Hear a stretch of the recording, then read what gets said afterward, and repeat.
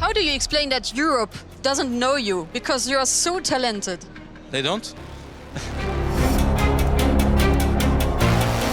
Ja, så vi är så för att prata om Viktor Gyökeres, mannen bakom masken. He's not normal. En karaktär, Viktor. Orädd. Do you know the meaning behind his Mars celebration? Yeah. Has he not told you? No. Well, I won't be revealing it then.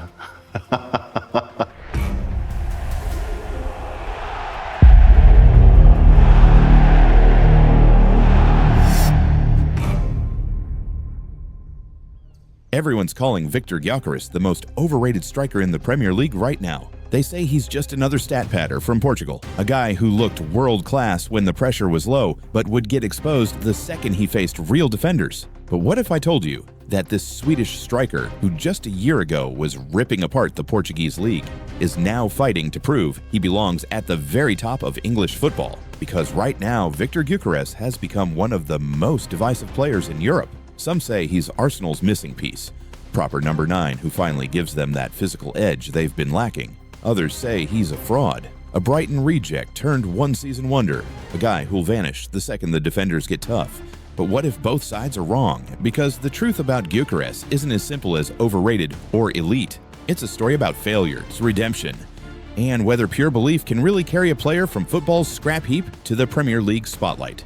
This is the same striker who was once told he wasn't good enough for Brighton, and now he's leading the line for Arsenal in front of 60,000 fans at the Emirates. And yet, despite everything he's done to get here, people still doubt him. So, is Viktor Gyökeres actually world-class? Or is he just another overhyped striker who got found out the second he left Portugal? Because the answer might just surprise you.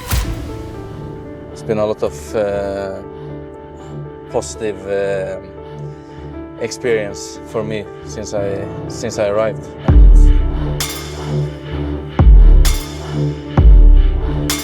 Since I came, it's been amazing and very important to feel like it's your home. And yeah, I have that feeling when I play for Sporting.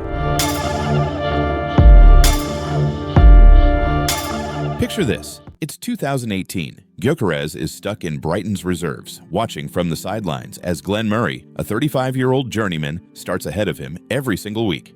The coaches don't rate him, the fans don't even know his name, and when Brighton finally decide to loan him out, they send him to Swansea City. In the Championship, he scores exactly 0 goals in 11 games. This wasn't some wonder kid who just needed time. This was a player who looked completely out of his depth at every level he tried. When Brighton eventually released him, nobody cared. No what-if pieces. No outrage. Just another prospect who never made it. But then something weird happened. Coventry City, a newly promoted side, took a punt. They paid next to nothing and gave him a chance. And suddenly, this striker who couldn't buy a goal at Swansea started scoring like his life depended on it. 17 goals in his first full season, and then 18. Then 21 goals and 10 assists in his final year. And it wasn't just numbers. He was terrorizing defenses, pressing like a man possessed, holding up the ball, dragging center backs around, playing like someone who finally realized he belonged. Sporting CP saw it first. While Premier League clubs spent $50 million on average strikers, Sporting quietly paid $20 million for Gyökeres. And what happened next was one of the most ridiculous transformations in modern football. In his first season at Sporting, Gyökeres scored 43 goals in 50 games. 43. Those are video game numbers. Numbers you double-check because they don't look real. He was relentless, pressing, exploding into space, smashing through defenders. And the craziest part? He was doing it for Sporting CP. Not City, not Madrid, Sporting. He made the Portuguese league look like a Sunday kickabout. Hat tricks, braces, highlight reels every week. Gyökeres went from Brighton flop to one of Europe's deadliest forwards almost overnight. So of course Arsenal came calling, £55 million. A statement that said, "We finally have a proper striker." And at first, it looked like the hype might actually be justified. He scored 3 goals in his first 7 games, a scrappy finish against Leeds, a clever strike versus Brentford, a towering header against Wolves. It wasn't explosive, but it was promising. You could feel the energy in the Emirates, Arsenal fans thinking, finally, we've got someone who can bully defenders. But then came the big tests. Liverpool, City, Newcastle. And suddenly, Viktor Gyökeres looked ordinary. Against Liverpool, he had 0 shots. just 17 touches all game. Van Dijk and Konate made him disappear. Alan Pardew called his debut poor, 62% pass accuracy, 13 possessions lost. He wasn't bullying defenders anymore, he was being bullied. And it kept happening. Against City, he barely had a sniff. Against Newcastle, he was isolated, chasing shadows. The same power and pace that shredded Portugal suddenly looked blunt. But maybe that's not entirely on him. At Sporting, everything ran through him.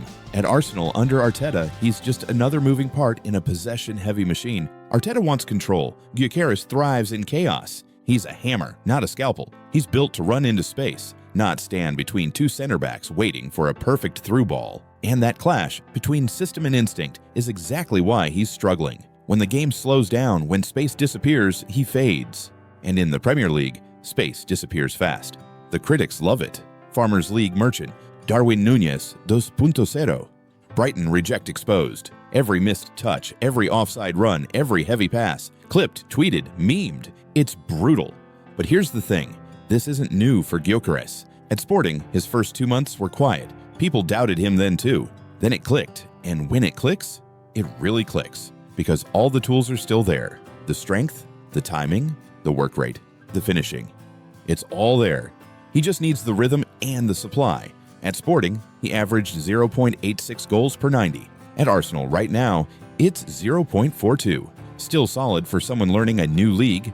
His expected goals, 0.68 per 90. That means the chances are coming. They just aren't going in yet. And here's what people keep missing. Adaptation takes time. Haaland struggled for rhythm in his first month at City. Núñez still swings between unstoppable and unplayable. That's the learning curve of elite football. Let's be clear though, Gyökeres isn't blameless. He's got to tidy up his first touch. He's got to link better with Odegaard. He's got to stop dropping so deep that he's playing next to Rice instead of in the box. But you can see what Arteta's trying to do.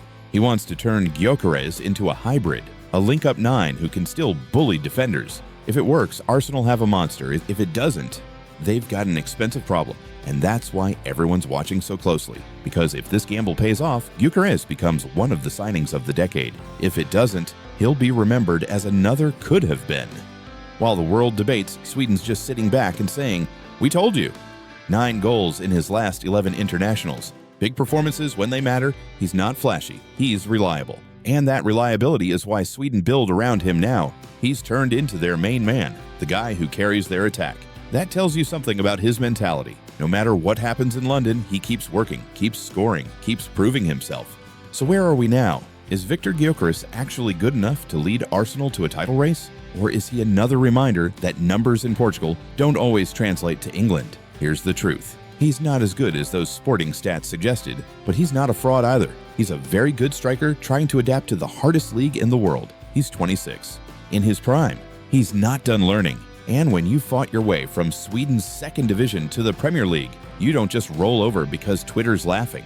Give him a year in Arteta's system and the right service from Saka and Martinelli. And 20-plus goals is absolutely possible. But if the system never fits him, he'll look ordinary no matter what he does.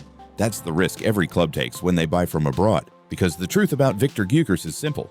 He's not world-class. He's not washed. He's somewhere in the middle. A striker with elite instincts and a style that needs the right environment. He's already proved people wrong once. Maybe he'll do it again. Because football isn't black and white. It's not about hype or hate. It's about timing. Right player, right moment, right team. Gyökeres has already lived the fall and the rise. Now he's in the hardest part, the proving ground. The Premier League, the place where reputations are made and destroyed. And the thing about Gyökeres is, he's been destroyed before. He knows how to come back. So when people call him overrated, maybe remember this. That's what they said in Brighton. That's what they said in Coventry. And that's what they said before he tore Portugal apart. Sometimes the biggest mistake in football isn't overhyping a player, it's doubting the wrong one. So what do you think? Is Gyökeres going to prove everyone wrong and finally conquer the Premier League? Or is he destined to be another name on the long list of strikers who couldn't make the jump? Drop your thoughts in the comments below. And don't forget to subscribe for more breakdowns of football's most talked about players, because trust me, we're just getting started.